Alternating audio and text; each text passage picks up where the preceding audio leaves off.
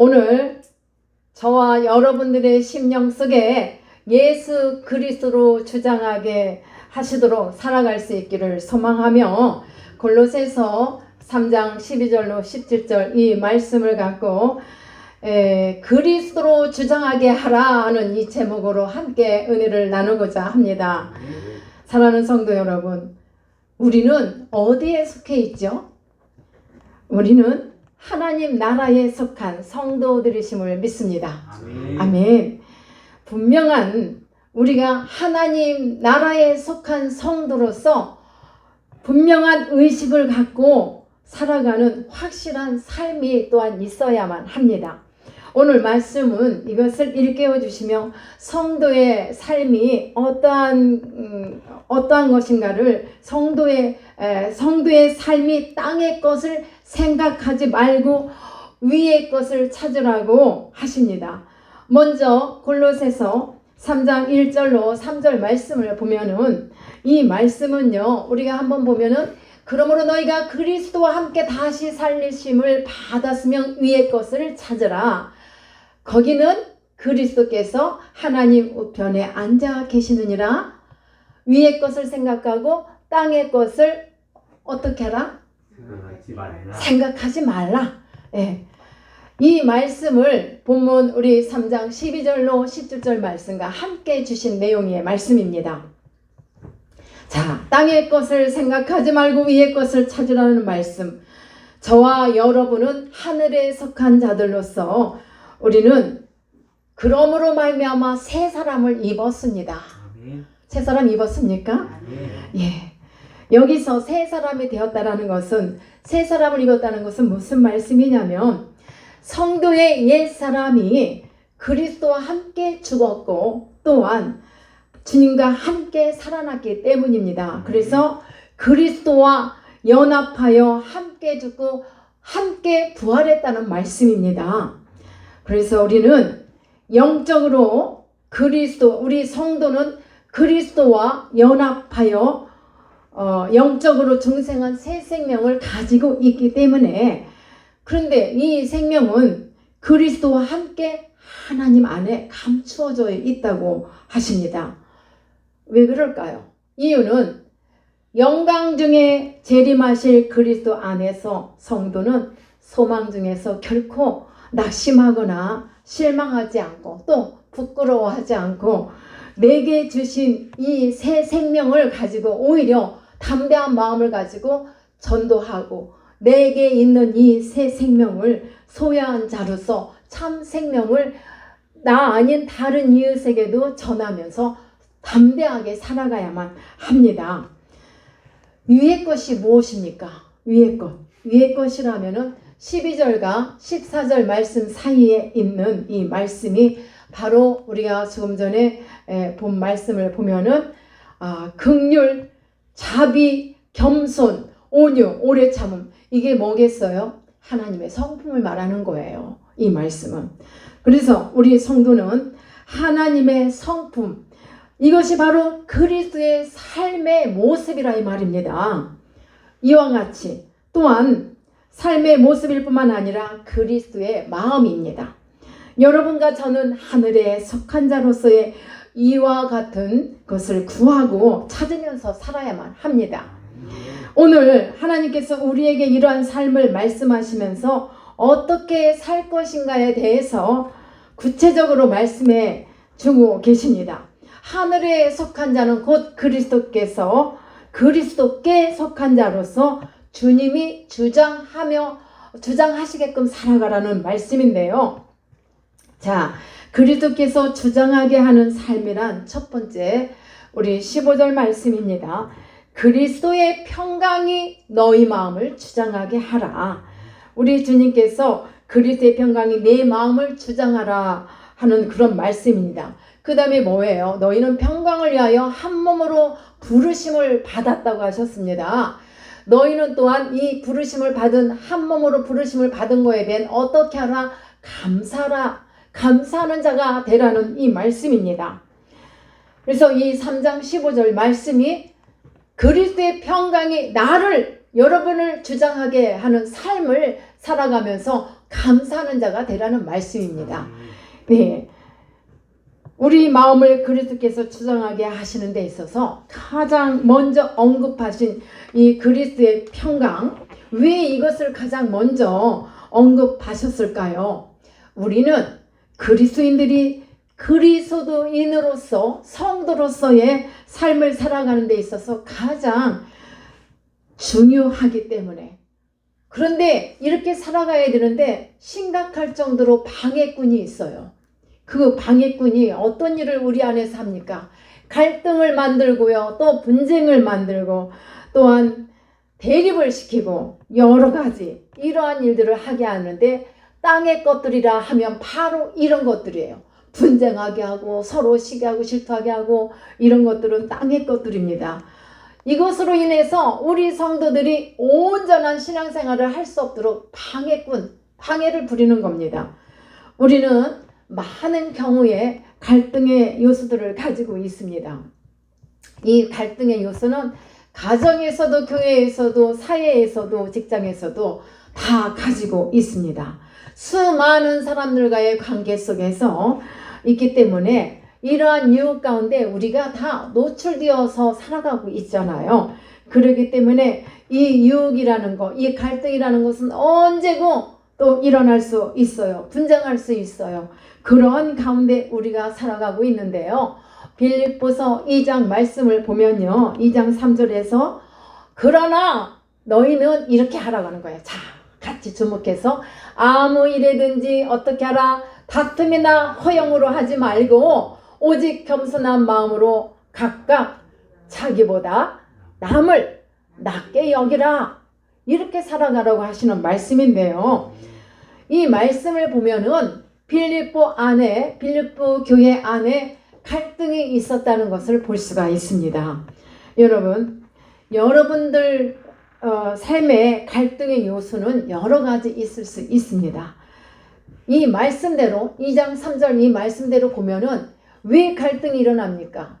허영 때문에 갈등이 일어납니다. 그 다음에 또 뭐죠? 교만한 마음 때문에 이런 갈등의 문제가 생기고, 또 겸손하지 않는 마음 때문에 이런 갈등의 요소들이 일어나고 있습니다. 그리고 나보다 남을 더 낮게 여겨야 되는데 우리는 낮게 여기지 못하고 있어요. 여러 가지 이러한 일들이 이렇게 우리의 삶에 갈등의 요소들을 만들어내는데, 실은 작은 것 하나에서도 갈등하고 또 분쟁을 일으키고 이러한 요소들이 많이 있어요. 그렇기 때문에 우리의 마음들이 진정한 평안이 없는 거예요. 그런데 우리 주님은 어떤 분이셨을까? 어떻게 살아셨을까? 한번 봅니다. 주님은 항상 평안하셨어요. 자, 우리 주님은 항상 평안하셨다. 이 말씀에 여러분들의 것이 되어야 돼요. 주님이 항상 평안하셨다. 사랑하는 여러분, 주님이 평안하실 수 없는 상황에도 있었어요. 어떤 상황이냐면 주님은 형제들에게 버림을 받았어요. 어떻게요? 예수님은 가족들에게 버림을 받으셨어요. 형제들이 예수님이 하시는 일들에 대해서 못마땅하고 떠나라고 했어요. 제발 여기서 떠나가 달라고 했어요. 그래서 주님은 형제들에게서 이렇게 버림을 받았는데, 그러나 주님은 이 상황에서 형제를 미워할 수 있고 이런 요소들이 얼마든지 충분했지만 주님은 형제를 끝까지 사랑하시면서 뭐라고 하셨냐면, 그 말씀이 바로 15절 말씀이에요. 이 말씀처럼 평강을 위해서 너희가 한 몸으로 부름을 받았다. 한 몸으로 부름을 받았으니 너희는 우리 모두 감사하면서 살아가라, 이 말씀을 주신 거예요. 사실 예수님을 따르던 무리들도 떠납니다. 그렇다고 흩어지고 있는 제자들을 보면서 주님은 분노하지 않으셨어요.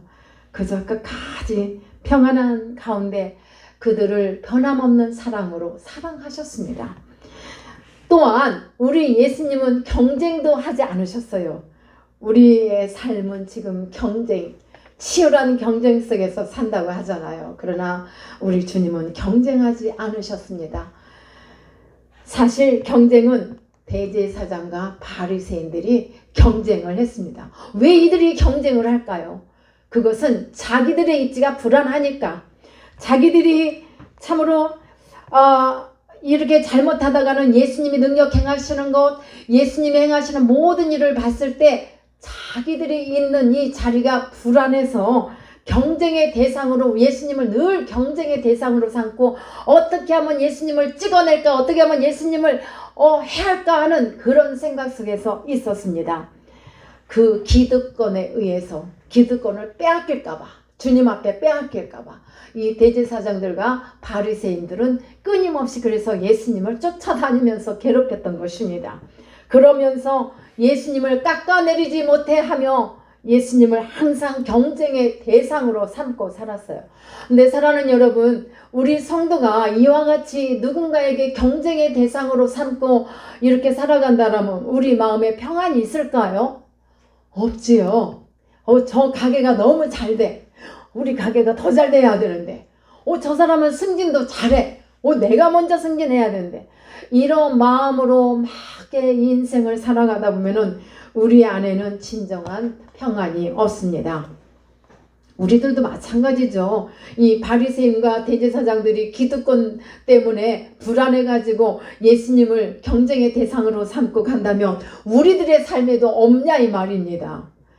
주님은 저들이 어떠한 태도를 갖든 어떤 일을 해도 요동하지 않으시고 항상 평안하셨다는 것을 우리가 배워가야 돼요. 예수님의 제자잖아요. 그러므로 말미암아 주님 안에는 두려움이 항상 없으셨어요. 주님은 십자가를 앞에 두고도 우리 주님께서 빌라도 앞에 서셨잖아요. 이 빌라도 앞에 선 우리 예수님은 죄인이 아닌 죄인의 모습으로, 우리의 죄 때문에 죄인의 모습으로 섰습니다. 근데 빌라도는 힘이에요. 빌라도는 힘 있는 자인데 예수님은 지극히 아무런 힘이 없는 죄인의 모습으로 빌라도 앞에 섰단 말입니다. 근데 사랑하는 여러분, 이때에 예수님이 당당한 모습을 보이면 됩니까?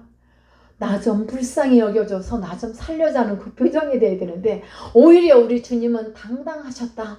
어찌하여 이렇게 당당하셨을까? 주님은 죄인이 아니셨잖아요. 죄가 없기 때문에 당당하셨어요. 그런데 이 빌라도는 이 법정에서 잘못하면은 빌라도의 판단이 잘못되면 예수님이 죽을 수도 있고 살 수도 있는 상황에서 주님은 당당하셨고 너무나 당당하셨고, 그런데요 이 군중들이 소리를 치르며 막 합니다. 그 소리를 누가 듣냐면 빌라도도 듣고 주님도 들으시죠. 뭐라고 소리 질러요? 저 예수를 죽여라 죽여라고 소리 지르는 거예요. 예수를 죽이라고 법정 앞에서. 자기가 하나님의 아들이라고 한다. 저자를 죽여라. 이런 식으로 외칠 때 여기에서 우리 주님은 하나도 두려워하지 않으셨어요. 그런데 두려워한 사람이 있어요. 바로 그가 누구냐? 빌라도였어요. 빌라도는 군중들이 죽여 하고 이렇게 자기를 지금 돕고 있는데, 부추기고 있는데 오히려 두려워했습니다. 두려워 떨리는 마음을 가졌던 것입니다. 그 소리를 들으면서 더 두려워했다 이 말입니다. 그 말씀이 요한복음 19장 8절에도 있습니다. 빌라도가 예수님에 대해서 이것저것 묻습니다.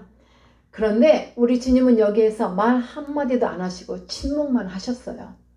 야, 나는 내가 잘못한 거 없어. 근데 저들 때문에 내가 이렇게 끌려왔어. 이런 말씀 안 하시고 변명도 안 하셨어요. 주님은 빌라도 앞에서 빌라도에 의해서 십자가에 달려 죽으실 것을 아셨기 때문입니다. 이것은 하나님의 어떤 계획이 있음을 알았던 것입니다. 사랑하는 여러분, 예수님은 이렇게 억울한 상황에 있는데도 불구하고 주님은 아무 말씀도 안 하셨어요. 근데 여러분, 우리가 살다 보면 내가 아무런 잘못도 안 했는데 나를 공격하고 나를 기분 나쁘게 해요. 그럼 여러분들은 어때요? 말해요? 말하죠. 말하고 막 주먹도 치고 으쌰 막 하죠. 네, 여러분, 진정한 답은 침묵이 답이에요. 침묵은 여러분들이 승리하게 만들어요. 시험을 이기게 합니다.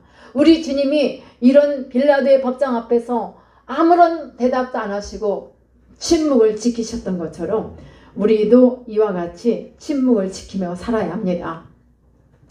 사실 주님께서는 짧은 그런 인생을 사셨는데 우리 주님은 그 짧은 삶 속에서 주님이 하신 삶 속에 우리가 참으로 본받아야 할 것이 뭐냐, 배워야 할 것이 뭐냐, 욕심이 없으셨어요.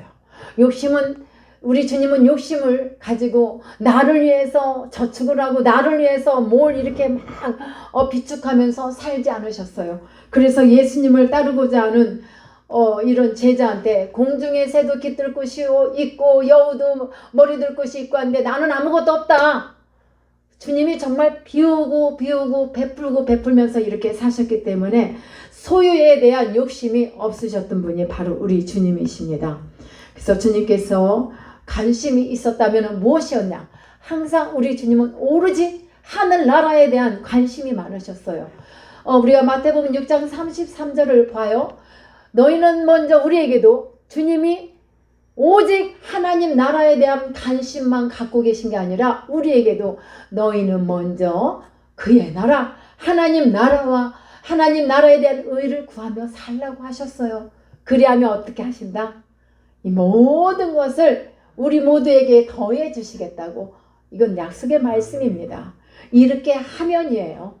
우리가 이렇게 행할 때 하나님은 우리의 삶 속에 더해 주시겠다고 약속을 하셨습니다.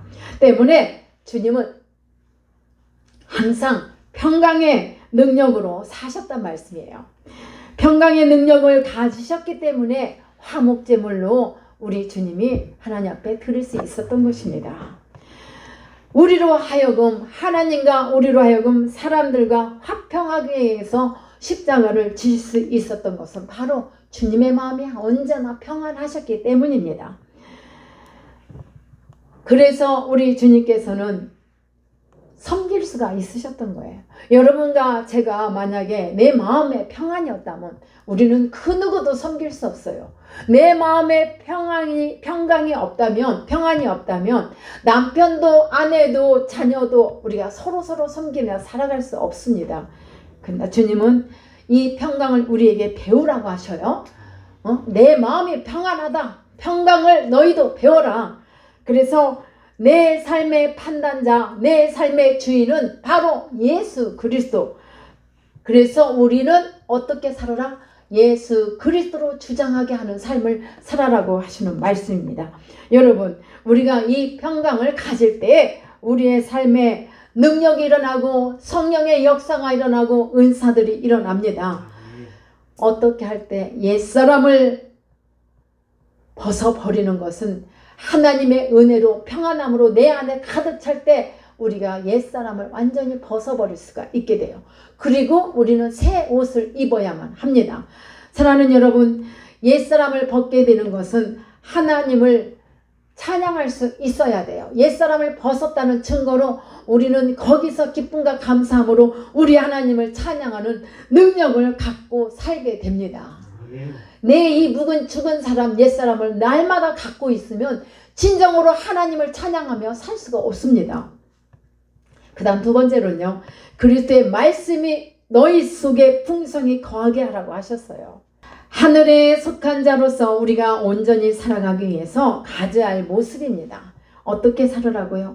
그리스도의 말씀이 우리 속에 풍성히 거하게, 우리가 하늘에 속한 자로서 하나님의 말씀이 우리 안에 풍성하게 거할 수 있도록 살아가라는 말씀입니다.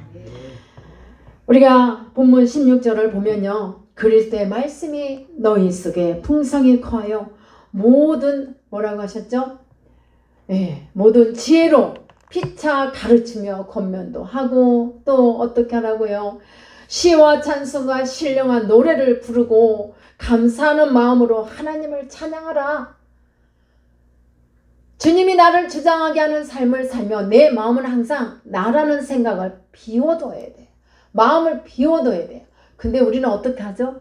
나로 가득 찬 삶을 살 때가 사실 많이 있습니다. 그러나 오늘 우리 하나님께서 주시는 말씀을 통해서 우리는 말씀으로 살아갈 수 있는, 이 말씀은 우리로 하여금 하나님을 알아가게 하고 하나님의 음성을 듣게 하고 또 하나님의 음성을 듣는 통로가 되게 하는, 우리의 삶을 비춰주는 길이 되시고 등불이 되시는 이 말씀으로 살아갈 때에 진정 그 안에서 참 소망이 생기고 참 기쁨이 생기고 감사가 넘쳐나는 겁니다. 이게 안 되면 우리가 아무리 항상 기뻐하라 감사하라 범사에 감사하라 한다는 이 말씀을 알면서도 지켜 행할 수가 없습니다.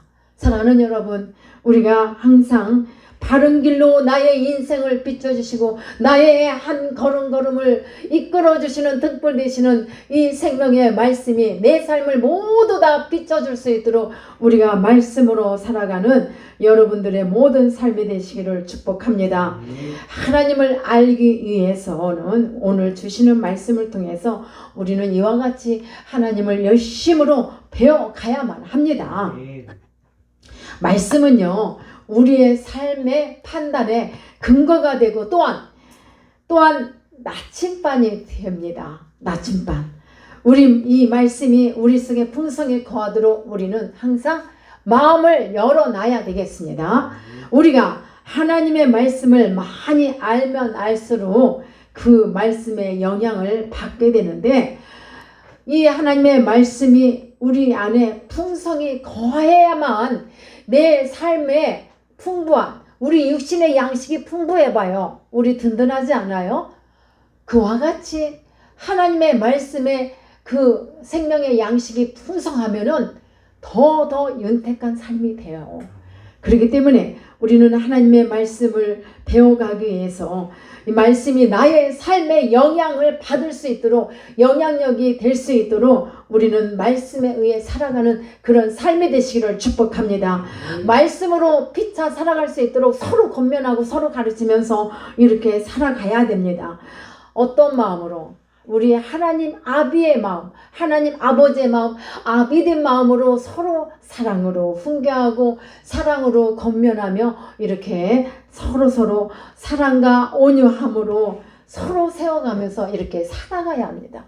한 공동체 안에서 나만 잘났다고 나만 우쭐우쭐하면 안 되는 거예요. 이것은 주님의 마음으로 살아가는 게 아니라, 주님이 나의 주인으로 살아가는 것이 아니라 내가 살아가는 거라고 봐야 돼요. 그래서 우리는 항상 낮은 자의 자리에 서서 오직 주님의 말씀이 나를 이끌어 가시도록 우리는 마음의 문을 활짝 열어놓고 살아가기를 축복합니다. 그 다음에 세 번째로는요, 무엇이든지 주의 이름으로 하라고 하셨습니다. 자, 17절 말씀을 우리가 봤죠. 뭐라고 하십니까? 우리가 다시 한번 여러분들 큰 소리로 한번 중요한 말씀 읽어보세요. 또 무엇을 하든지 말이나 이래나 다 주 예수 이름으로 하고 그런 믿고 하나님 아버지께 감사하라. 아멘. 아멘. 자, 우리는 하늘에 속한 자라고 했습니다. 하늘에 속한 자로서의 삶을 살아가기 위해서는, 자, 내가 무슨 일을 합니까? 무슨 일이든지 무슨 예에는 많은 것들이 들어있어요. 이 일도 하고 저 일도 하고 교회 안에서도 이 일도 섬기고 저 일도 섬기고 합니다. 그런데 이 모든 일들을 아무 일이든지 나를 주장하지 마십시오. 내가 하는 것이 아니라 주님이 하십니다. 주님이 하셨습니다. 여러분, 이러한 고백을 많이 하시기를 축복합니다. 아멘. 우리 에셀나무 교회와 우리 에셀나무 성도들, 에셀나무 TV를 시청하는 우리 모든 성도 여러분은 항상 내가 무엇을 굉장히 큰일이라고 했다 할지라도 나는 빠져야 돼요. 나는 빠지고 주님이 하셨습니다.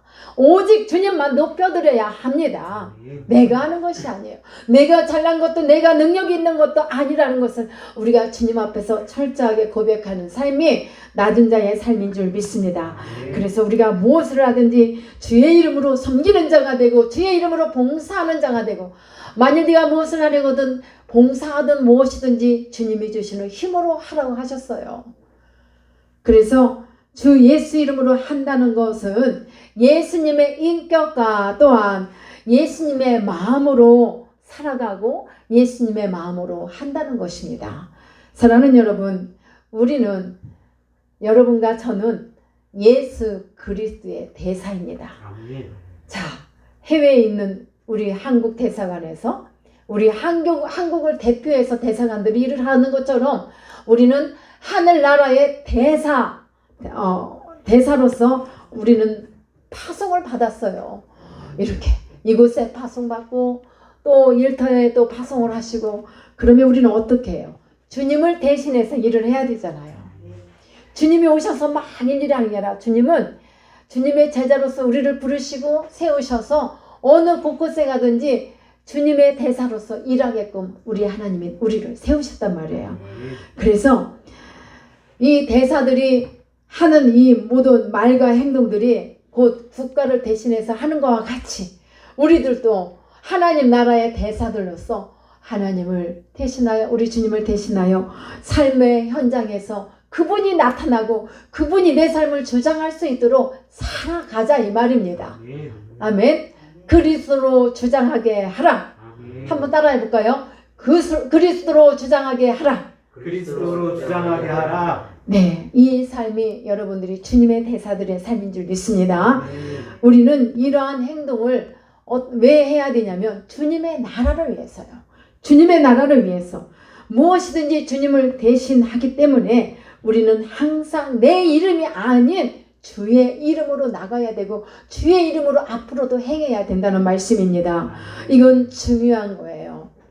그런 말들 하잖아요. 대부흥성회를 이끄는 분들도 어느 날 환상 중에 보니까 꿈속에서 보니까 내 모습이 안 보이더라. 천국에서 내 모습이 보여다는데 사도 바울은 그 하늘에 3천층까지도 보았다고 하는데 내 모습이 없더라. 왜 그랬을까? 내 이름으로 모든 거 다 했어. 주님이 병 고치는 은사를 주신 것, 주님을 찬양하게 하는 것, 말씀 전하게 하는 것, 주의 일을 하게 하는 모든 일들이 주님이 주셨기 때문에 주의 이름으로 행했을 때 그것이 빛이 나고 하늘에서도 해같이 빛나는데 내 이름으로 했기 때문에 그래서 그걸 보고 회개하고 이제는 내가 하는 것이 아니요 주님이 하시는 거라고 살아갔던 분은 그래도 그 천국으로 입성을 한 줄 믿습니다. 사랑하는 여러분, 우리가 무엇을 하든지 주의 이름으로 행하는 것은 매우 중요합니다. 사도 바울은요, 그가 지독하게도 핍박했던 그런 성도들을 핍박했던 사람이지만 예수님을 만난 이후로는 사나 죽으나 주 위에 살고, 그게 사도 바울의 신앙의 고백이에요. 내가 살아도 주를 위해 살고 죽어도 주를 위해 죽노라. 나는 날마다 죽노라. 누구를 위해서? 하나님의 나라를 위해서, 주님을 위해서 죽는다. 사랑하는 형제 여러분들이요, 우리가 예수 그리스도 안에서 오늘 죽읍시다. 아멘. 뭐 죽으라니까 저 어디로 멀리 가라는 게 아니에요. 나에게 있는 이 못된 자아, 교만, 이 모든 것들을 죽자고요. 근데 내 마음대로 죽어져요? 안 죽어져요. 그죠? 그럼 어떻게 해요? 오늘 말씀을 들고 오직 주님으로 삽니다. 나는 오늘부터 주님으로 삽니다. 주님이 나를 주장하게 살기를 원합니다. 이렇게 선포하세요. 선포하다 보면 그래도 우리 안에는 양심이 있어요. 그리스도의 양심이 조금이라도 있기 때문에 이 양심 때문에 나도 모르게 해진단 말이에요. 왜? 내 입술로 말을 했잖아. 말을 했으면 책임을 져야지. 남아 이런 중천금이라고? 그보다 더 귀한 말? 그죠? 잘못했어요? 우리가 이렇게 오직 주를 위하여 살고 오직 주를 위하여 죽는다는 이 마음으로 살면 이 세상이 얼마나 아름답고 교회의 모든 삶이 얼마나 아름답겠습니까? 우리 이렇게 살아갑시다. 마지막으로요, 감사라고 말씀하셨어요. 오늘 세 가지를 말씀하시는 가운데 공통적으로 나타나는 말씀이 다 뭐였죠? 감사. 범사에 감사라고 하는 이 말씀은 매우 어려운 극한 상황에 처했을지라도 너희는 감사하라. 범사에 슬프든 괴롭든 좋든 간에 그 어떤 일에도 감사라고 하셨어요. 자, 우리 말씀을 17절에 보면은 감사하라. 누구께? 아버지께 감사하라. 우리는 주 예수 이름으로 모든 일을 하고 무엇이든지 말에나 일에나 어떠한 일도 주 예수의 이름으로 하고 그를 힘입어 하나님 아버지 앞에 감사하라 이렇게 말씀하셨습니다. 감사는 곧 능력입니다. 여러분의 삶의 능력의 역사가 내가 감사할 때, 감사할 수 없는 상황에서 감사할 때 정말 감사하는 일로 일이 만들어져 갑니다. 예, 저도 이따가 말씀을 드리겠지만 감사한 일이 또 생겼어요. 자, 우리 주님은 하나님은 내 편이시다. 시편에서 보면은 하나님은 내 편이시라. 나의 부모는 나를 떠났을지라도 하나님은 내 편이시다. 육신의 부모가 나를 떠났을지라도 우리 아버지, 영원하신 나의 아버지는 내 편이십니다. 아멘. 자, 여러분, 우리가 감사할 때 내 마음속에서 진정으로 감사의 찬양이 나오고 진정한 기쁨. 어떤 사람이요, 자, 나는 감사한다 하고 기뻐한다고 살아요. 근데 이렇게 보면은 진정한 기쁨과 감사가 없어 보이는 분들 만날 때 있어요. 왜 그럴까요? 내 속에서 진정으로 감사했을 때 크게 기뻐하지 않아도 당신은 왜 이렇게 날마다 기뻐해? 뭐가 이렇게 좋은 일이 있어? 항상 감사하라, 기뻐하라. 이 말씀이 저의 삶의 지표가 되어서 저는 신학교 때도 그런 말씀을 많이 들었어요.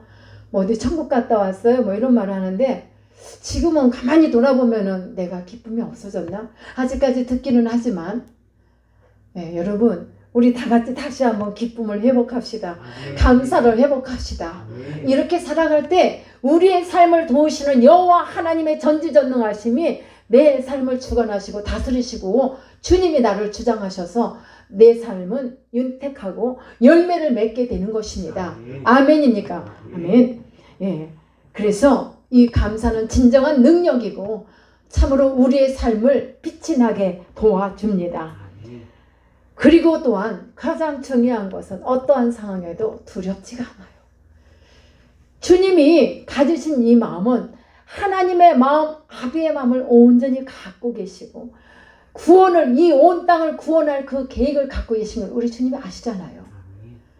그렇기 때문에 항상 우리 주님은 죽음 앞에서도 두려워하지 않으셨고 어떤 심판대 앞에서도 우리 주님은 두려워하지 않으셨어요. 그러므로 말미암아 사랑하는 여러분, 누가 나를 비웃던 세상 사람들이 손가락질을 하든 우린 두려워하지 맙시다. 왜? 하박국 선지자가요, 보면은 이 하박국 3장 17절과 18절 말씀은 이 찬양, 저도 옛날에 신나게 불렀는데 이 말씀을 깊이 들어가 보면요, 내가 과연 이 찬양할 수 있을까 하는 생각이 들어요. 왜 그런 줄 아세요? 이스라엘 백성들이 죽어도 말을 안 들어. 하나님 말을 안 듣고 속을 썩여. 그래서 하나님이 심판의 키를 드셨어요. 그런데 이 하박국 선지자가 생각할 때 원망이 되고 불평이 됐어요. 왜? 하나님의 뜻을 깊이 거기까지는 깨닫지 못했기 때문에. 하나님, 왜 하나님 당신의 백성들을 이렇게 이와 같이 심판하시고 이렇게 멸망의 길로 가게 하십니까? 자, 하박국 3장 17절과 18절 말씀은요, 아무것도 없어요. 무슨 말인지 알아요? 무화과 나뭇잎이 마르고 감람나무도 열매도 없어. 외양간에 아무것도 없어. 아무것도 없어요. 근데 여기서 하박국 선지자가 깊이 기도하다가 하나님의 기쁘신 뜻을 발견했어. 하나님이 이스라엘 백성들을 저주하시는 것이 아니라 이들을 사랑하셔서 사랑의 매를 대시구나. 그리고 그들을 언젠가는 끌어내실 것을 깨달았던 거예요. 그래서 마지막 절에 난 여호와로 기뻐하리, 즐거워하리. 난 여호와로 즐거워하리, 기뻐하리로다. 이거를요, 여러분들 부를 수 있어요? 많이 불렀어요, 저도 옛날에. 근데 요즘엔 잘 안 부르는데요, 여러분. 이 말씀이 그런 말씀이에요. 아무것도 없는데 오직 하나님으로 말미암아 기뻐할 수 있겠냐 이 말입니다. 풍랑을 만났습니다. 재산이 다 없어졌습니다. 손들이채 다 없어요. 그런데 여기서 내가 과연 진정한 감사를 아버지 앞에 드리며 찬양을 할 수 있겠냐 이 말입니다.